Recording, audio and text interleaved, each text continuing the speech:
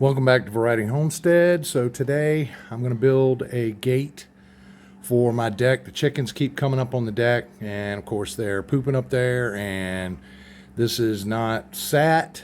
So I had a gate, but when I redid the deck, the new gate is too small because the steps are too wide.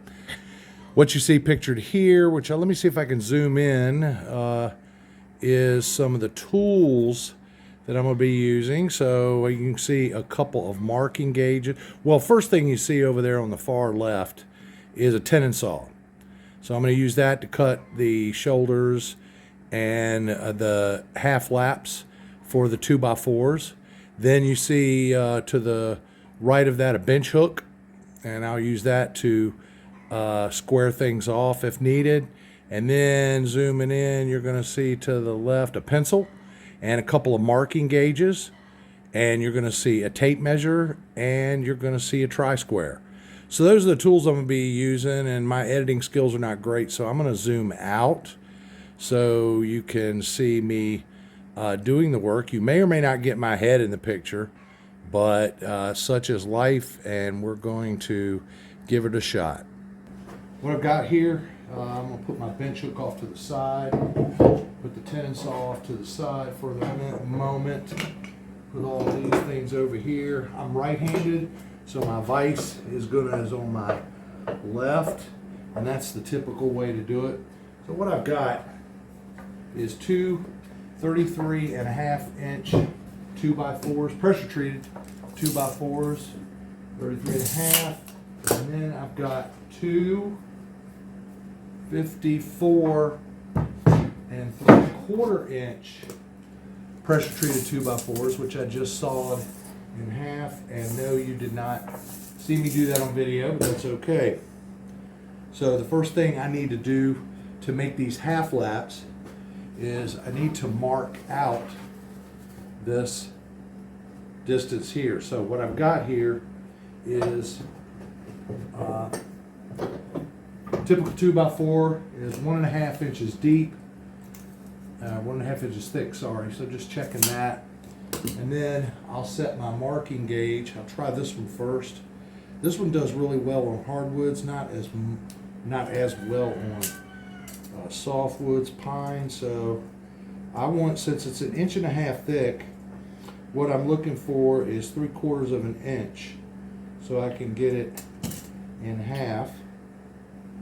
And 3/4 dead on. So there's a little pin on the end of here, which is actually going to make the mark. So you got, it doesn't matter what side is going to be my face side here, but whatever side I do it on, I want to keep it on the same side for the other board as well. So I'm going to come off of here, off of this side right here, and I'm going to make a mark with this. And so far it seems to be doing really well. With this type of pin marking gauge, you kind of almost have to drag it and not try to score it too deep.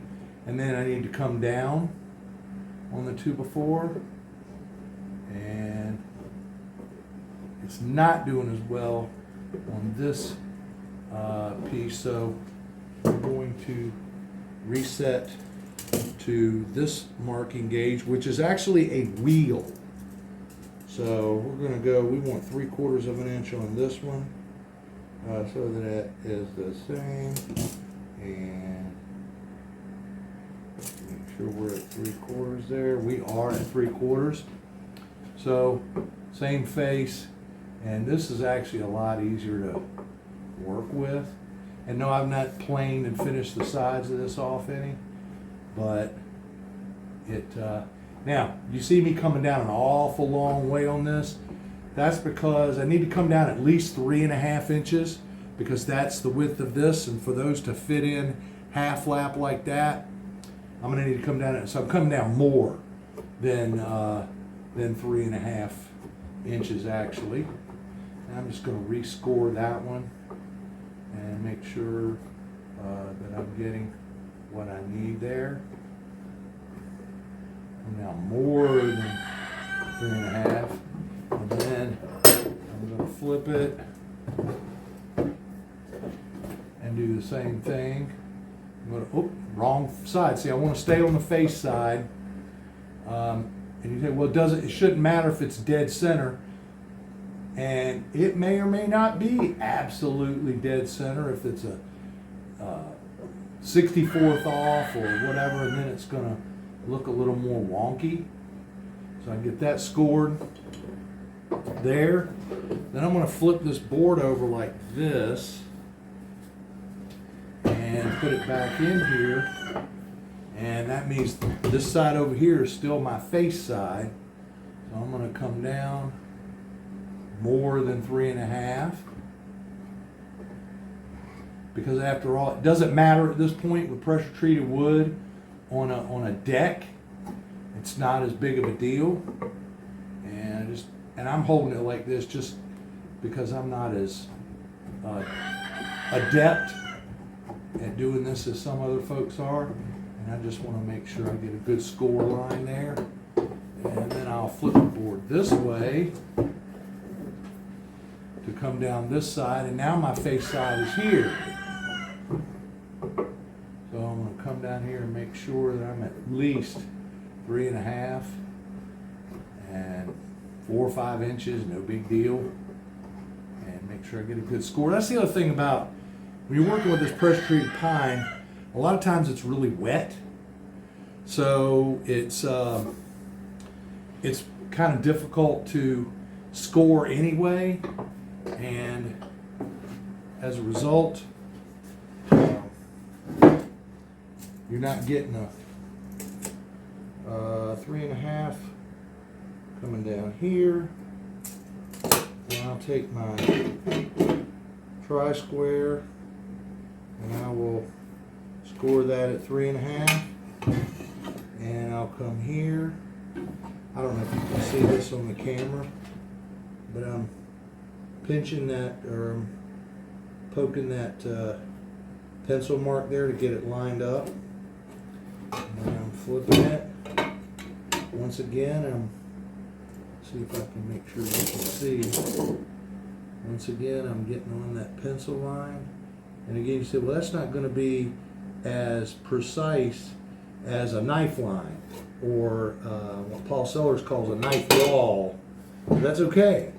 Again, as long as I am, I guess I could come around on this side, couldn't I? Since that was my face side the first time. And then I've got a line all the way around. I've got my score marks here. So what I'm going to do is I'm going to darken those with a pencil so that I divide this thing up. And darken this with a pencil.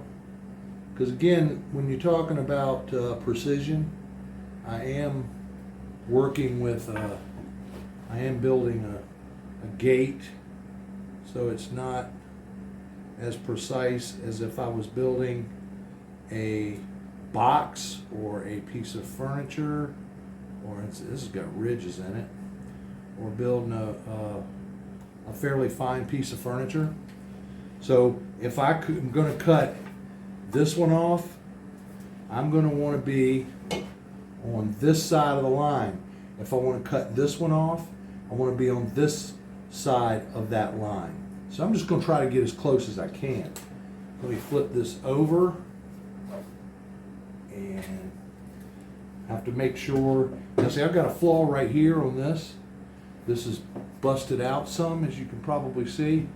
So I'm going to want to cut this out is what I want to do. So I'll mark this here and score this line with a pencil. Really tough on these tops like this, on this end grain, because it is ridgy. And then I'm going to mark this up the back and down here. And I'm going to come around here. And I'm going to do the same thing. Come down here. I can't forget to do my 3.5 in down here. I don't want to forget that. So So mark that bad boy there. Stay on this. I can stay on this face right here and mark that. And I can stay on this face right here and mark that. And coming back up. And there's my face here. And not quite far enough over. And like that. And it's pretty darn close if it's off the slightest bit. So, where's my waist? I want to cut this out, cut that out, cut that out. I want to do the same thing down here, same side. I want to cut where the X is, so I'm going to come down here, and I'm going to cut that out, and that out, and this out. So we'll start cutting. Get this lined up. There's my X. I'll start it off this way. So when you're cutting with a tenon saw is a rip saw. So that's what this is, and this is a Lee Nielsen tenon saw, and it's 16 inches long and about 4 inches deep. So it'll cut a 3.5 inch deep tenon. And starting these things is not all that easy. So this I'm cutting out, so I want to be on this side of the line, right? So let me see if I can get it lined up and get it started. And I did. Now what I want to do is try to hold this straight, not to be over to the side like this. I want to hold it straight and be just on the side of each one of those lines as I saw. This takes a little while for me because I am not a professional. I am an amateur and I'm still learning, and I have to go slow, and this will take a long time. Now right now I'm concentrating on this cut right here, and I'm keeping a little bit of an eyeball on this cut just so I don't go way off into the world, and that's going to help me ensure that my saw blade is straight too. So I'm trying to, and what I do is I cut pretty much all the way down like this to the line, and then I stop because I'm at the line here, and I start angling up this way. And then I will cut like this. Then I want to pull this out and up a little bit.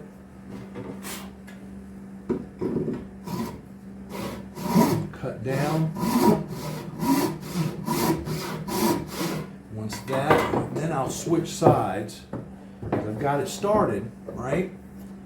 So I'll switch sides, and now I'm still cutting over here, and I want to make sure I'm getting lined up there. Now I'm going to come over here and make sure that I'm just barely off the line over here. And I'm going to go ahead and cut it all the way down, and then I'll start cutting straight down.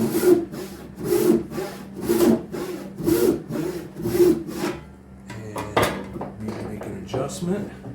It gets kind of tall at this point, but as you can see, I'm about, I don't know, 1.5 inches or so from being done with it. Oop, gotta tighten that bad boy up some.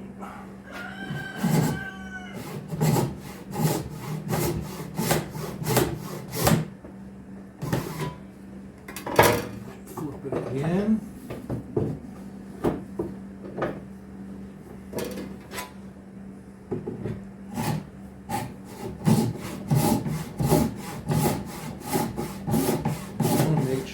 Are down to the shoulder, and I think we're about down to the shoulder. Now we're going to cut the shoulder. Now that's my X, so I'm going to cut this block off. So let's bring in the bench hook. This may or may not work on this because this is a long piece of wood. And because I can, I'm going to bring out my 14 TPI crosscut. This is also known as a carcass saw. And because I have it, I'm going to use it. So I want to start on the waist side, so that's over here. And what I'm going to do is, I'm just going to get pretty much on the line. And I get it started. And then I start working my way backwards. Some people do it the other way. Some people start way down here and then go that way. I have found that it's easier for me to do it if I start this way and I go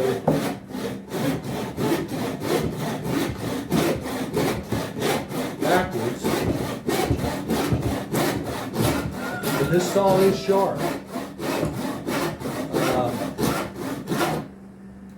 I'm getting close.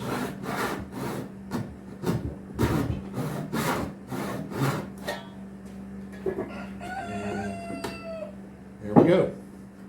And what you can see here is what's called a half lap. Now I got the slightest little ridge in there, so I'm going to do something because I can. And I'm going to put this board down and I'm going to reach for one of my chisels. Just going to get a 3/4 inch chisel here. And I'm just going to take that little ridge off.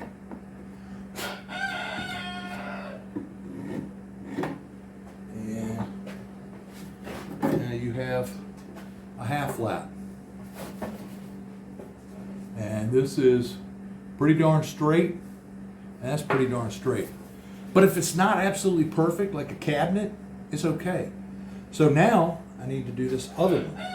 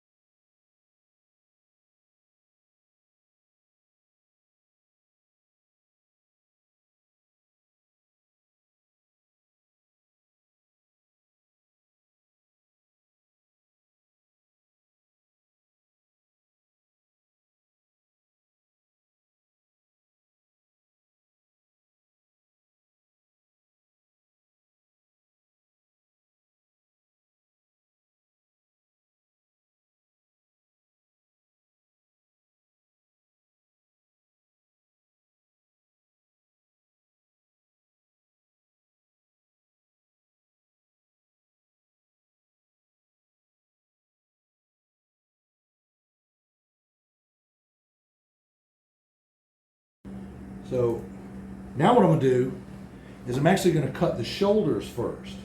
So where did I make my X's? I made my X's right here, so I'm going to cut the shoulders right here. So, could get the bench hook out. This time let's do it with a hold fast. You saw me use that a few minutes ago. I'll do it with the hold fast. It's the same thing. The thing about a hold fast though is it really helps keep the board from moving. And I'm just doing the same thing. I'm lining up. Got a little bit of a shadow here. Using my thumb as a lining up point for my saw, making sure I'm on the line. And I get it started. And use my thumb as a guide to keep my, don't do it the entire time necessarily, but it helps keep the saw blade straight. And I work my way to the back, right? And then I start getting busy. Again, this wood is a little green, to say the least. So, hardwood, really dry pine, absolutely through really good and really quick. Now there, I am almost there. Look here. Look here, I'm there. I'm just about there. That one's done. Now the thing about these saws, these Lee Nielsen, I love them. I love them. I love them a lot. Very comfortable to use. But these Lee Nielsen saws are tapered. I got the tapered saws. They got the straight ones and they got the tapered ones. And I guess traditionally, I've been told that the tapered ones are more traditional. Is that true? I don't know.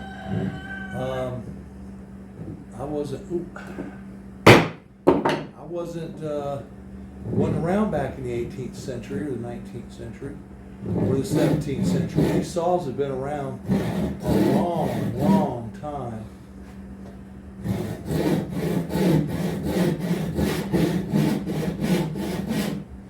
And make sure we're lined up. Trying to keep the blade as straight as possible.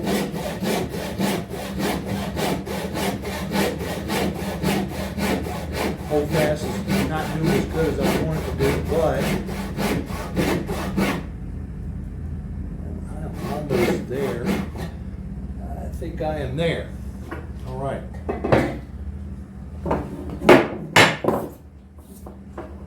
And now we're going to cut the cheeks. I'll cut it on this side so you can see the X here.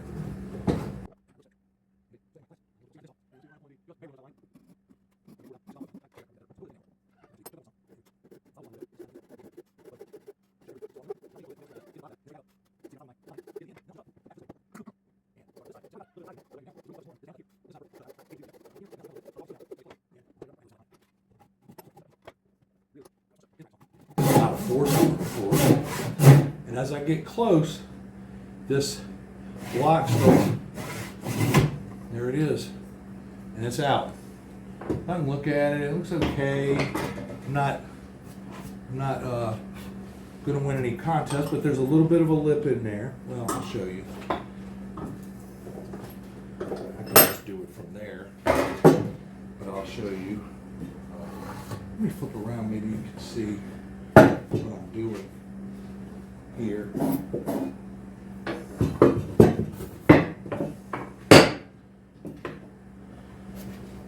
So where I cut it, there's a little bit of a lip right there. So what I'm going to do, or what I do, is I just take that lip off of there. And this has a little bit of a rise in it. So I believe, feels like it does. Yeah, it's got a little bit of a rise in it right in here. Right in here to about down to here. So I did those pencil marks so that what I can do is slide this back. Maybe I'll be in the camera well enough for you to see. Is I need to get that as flat as I can get it. And there's tools that you can use like shoulder planes. I've even got a rabbit plane, skewed rabbit plane. This is a really old one, which I could possibly use to get that started. And actually it did. Sometimes I'll do that just to get it started. And then that gives me sort of a baseline so I can go through, and then I can clean this up with a chisel and get down to that level. It's even with what I did with that rabbit plane. That's a skewed rabbit plane. I'm gonna tell you something. Those are old tools. It is an old tool, but they work really, really well.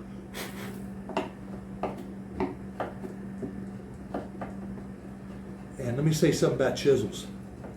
while I'm here. Chisels can really, really be, I mean, you could do a lot. You are supposed to do a lot with chisels, actually. But this probably isn't the super best application.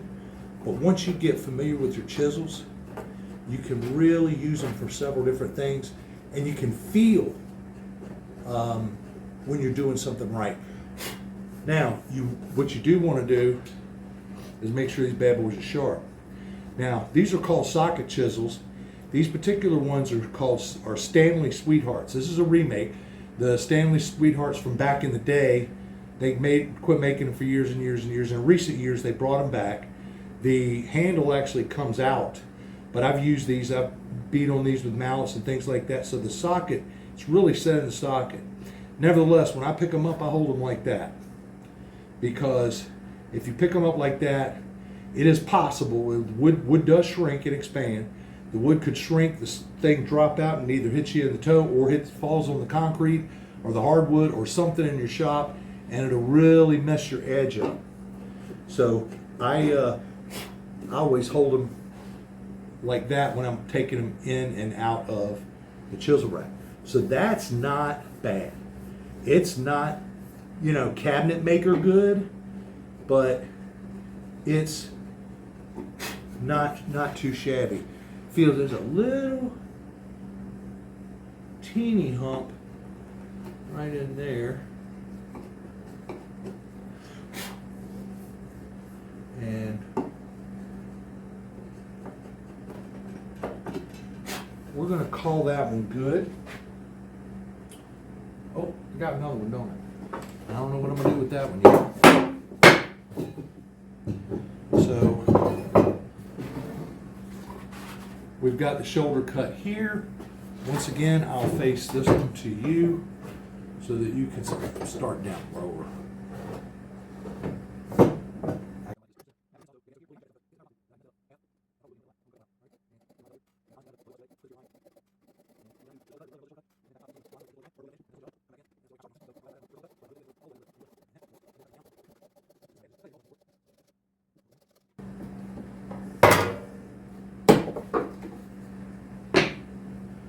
And let's see what we got here.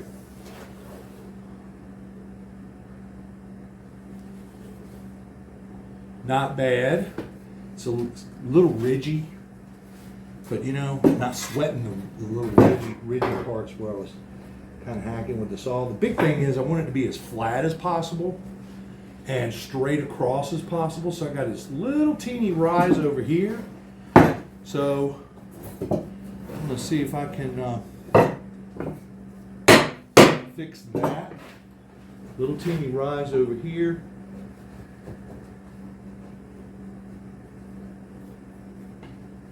See how stringy that wood is? It doesn't make your life as easy as it could be if it was just nice and dry, but it's not. All right, not too shabby. All right, there's my 54 3/4 inch lengths, and then I'm going to now cut the 33.5 inch lengths. You say, well, is it 33.5 tall? It's going to sit up from the bottom a little bit, but I'm also going to put a top rail, a top piece of 2x4 on top of it, so that'll bring it up to 55. So I get, 35. So I get 33.5 plus 1.5, going to have 35 inches, which is where I want to be. All right, so I'm going to take a little break now and get these marked out, and then when I've done that, when I've cut these two, I'll come back and we'll start to put the gate together. And we're going to fit them together and screw them together. This might be too big for the bench. It is, actually. But that being said, it'll allow me to do one at a time. and square them up, and then I can trim them up, plane them down, whatever I need to do. See, let me see if I can angle this and get it situated. You have to improvise a little bit when you're dealing with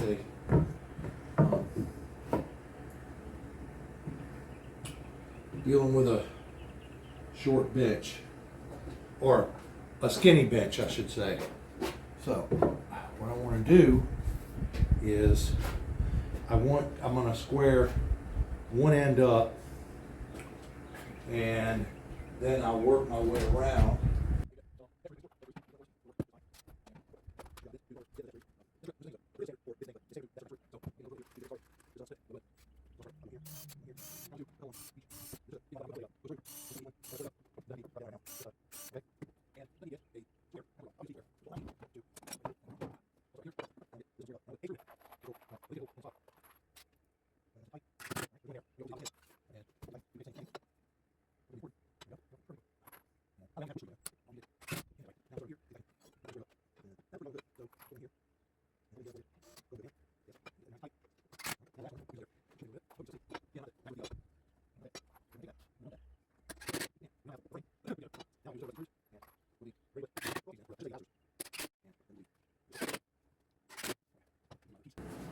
Alright, so this piece will basically go in there like this, and then the balusters will go down like that.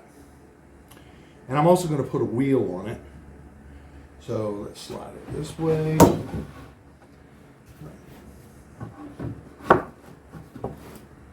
And let me get her pretty well lined up.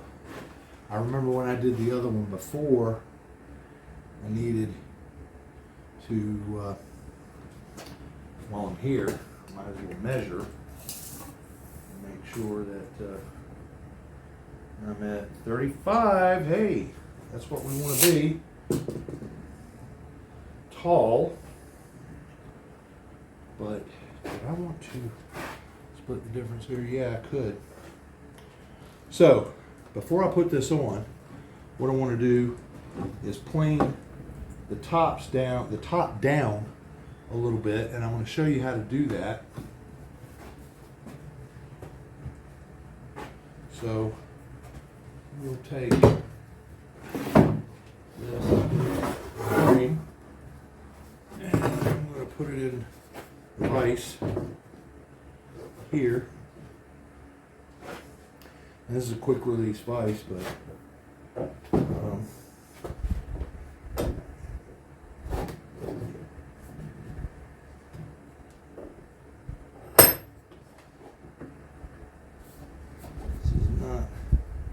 light,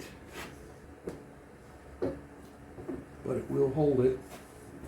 So I got a little ridge here, and what I typically do, this jack plane here is a little bit rough. The blade is out quite a bit for hogging, like that.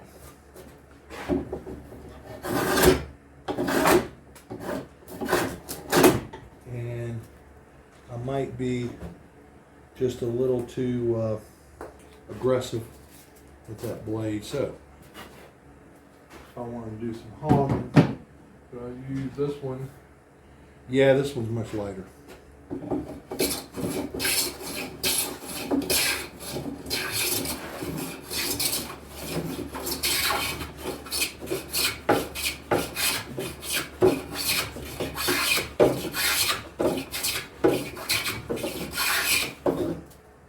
By the way, you have to set these blades. This one, I've got some of them preset already, but you have to set the blades. So let's come here, and for my orientation, so what I'm kind of thinking is this is going to be what's inside.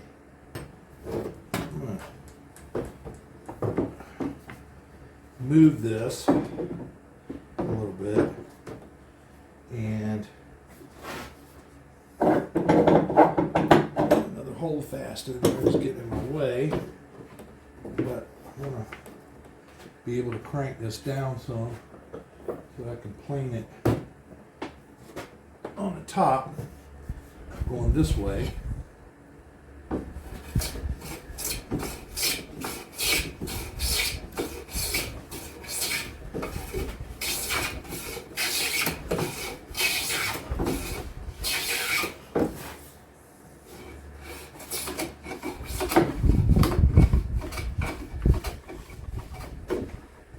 Gotta love these jack planes. This is actually a Stanley Handyman, which is the cheapest version of the Stanley planes in the 1950s, 1960s, I guess. And my wife pointed them out to me, and I don't need but one, but I ended up with 3. So I've got 2 of these that I keep in the tool cabinet. One, like you saw me use a minute ago, where I was just hogging out some serious stuff, too much actually. And the other one, I got set much finer, just maybe a fuzz over a smoother, just so that I can take a much finer shaving. And sharp is your friend all day long on these, if I do say so myself.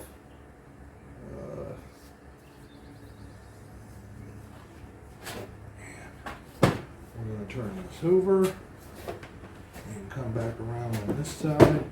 Hey, do you absolutely have to do this? No, I don't have to do this, but I did want them it a little teeny bit lower than what it is in relationship to the other part of the half lap. And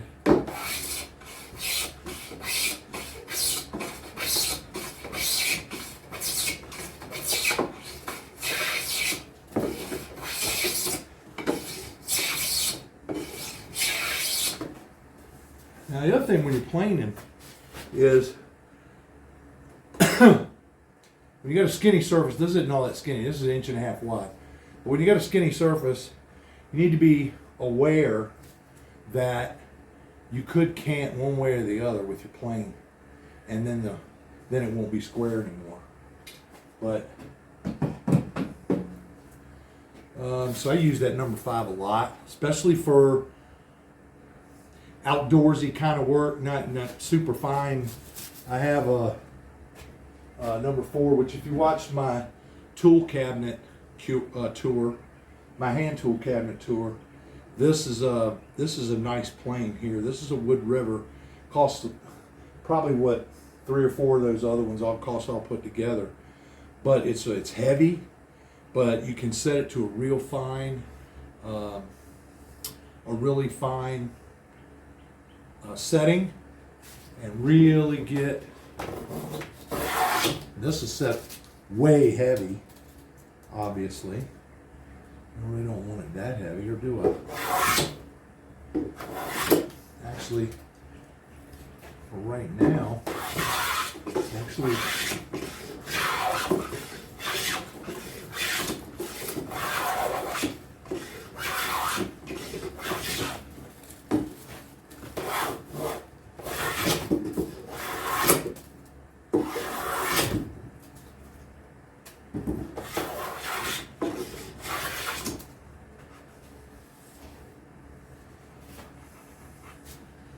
and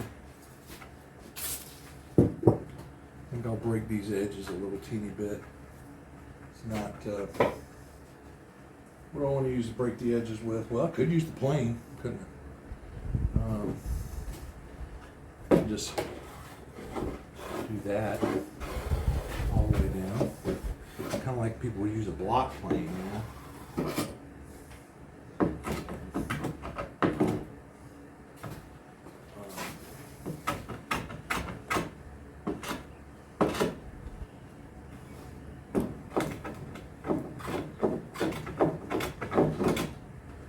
And it just takes the roughness off. Got that pretty decent. Let me flip back to the other side. I'm not so much worried about the top or the bottom, because the bottom you're not going to see at all, which I think that'll be the bottom. And B, the top's going to be covered by my top board. So this one's not too bad. I kind of did some work here, didn't I? First, a while ago.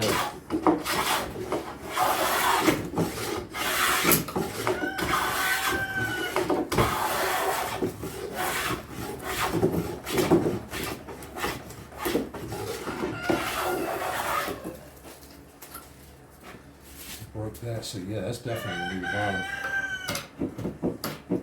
Broke a little edge there. What I do, I put like a 45-degree angle and just run it along. 45 degrees in both directions just gives it a little bit of a bevel. I mean, a really small bevel too.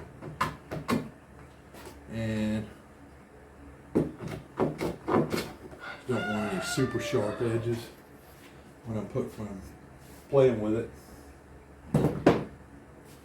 All right, so.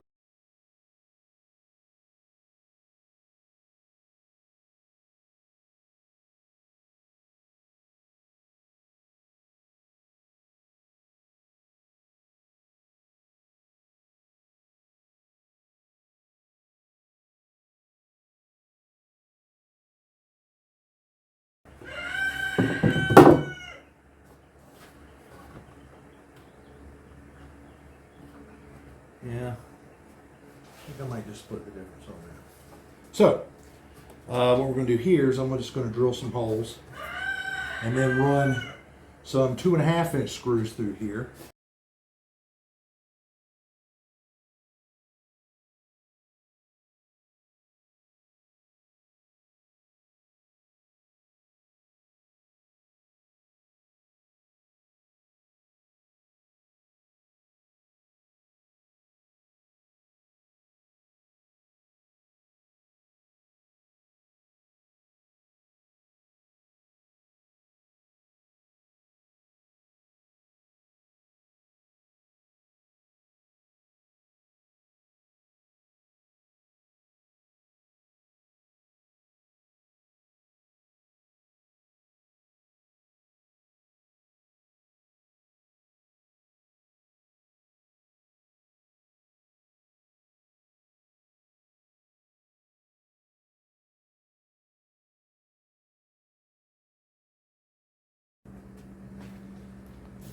So I had to take my apron off. I also went out and got the old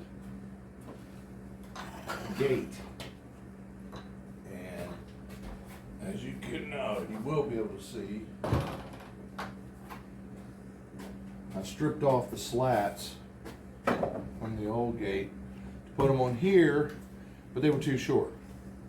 So, because I made this a couple inches taller, so what I'm going to need to do, or what I had to do, was I had some old railing out there. I took the slats off of that and put them on here. So what I'm going to do now is remove the hardware that's on here, and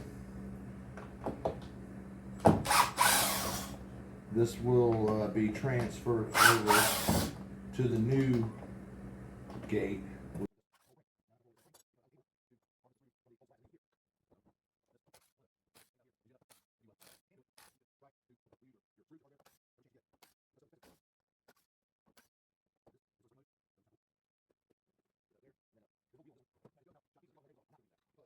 Broken off. What I do have is this, and I ended up with 2 of these that I bought brand new about 4 or 5 years ago. And what I'm going to end up doing is installing that down on the bottom so that the gate will not sag. It'll roll out onto the deck when I open it and close it. And you'll see what I'm talking about when I get it out there. So now what I need to do is mark off and measure for the the new hinges, and what side I'm going to put it on. This side here is going to be facing out, so the hinges need to be on this side here.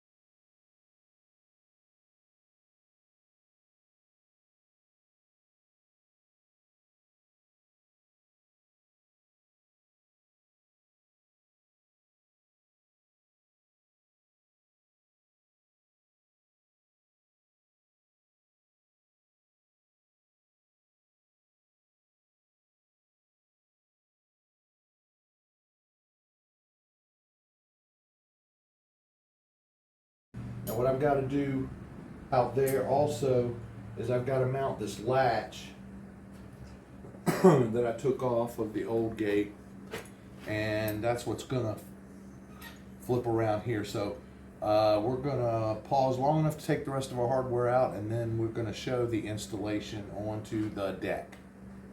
Okay, so when I went yesterday to come out here and install this gate, it started to rain, and I didn't want my camera to be out here while it was raining, but I did want to finish it, so I did. So I'm going to zoom in here, and I'm going to show you some details of what I had to do, because I did have to make some slight modifications in order to get it fit, because when I cut it like exactly, and so to the correct width, so that was actually too tight. So I'm going to start over here on the left. Here's the hinges. So basically just butt hinges. All I did was attach those. You can see a little gap, and it's pretty even all the way down. I want you to notice something way down here at the bottom. See, there's a notch, and I'll show you that in a minute, but I cut that notch in the gate so that bottom rail piece that came up there would fit. And I had to do that on the other side as well.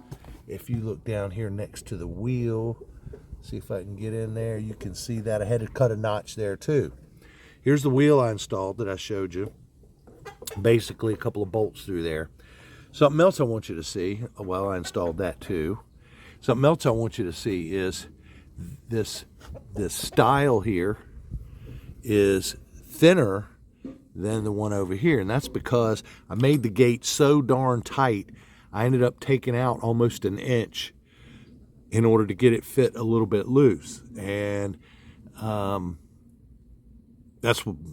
I did all that. But I did all this in the rain yesterday, and I didn't want to film it. So come down here, I'll show you what I was doing.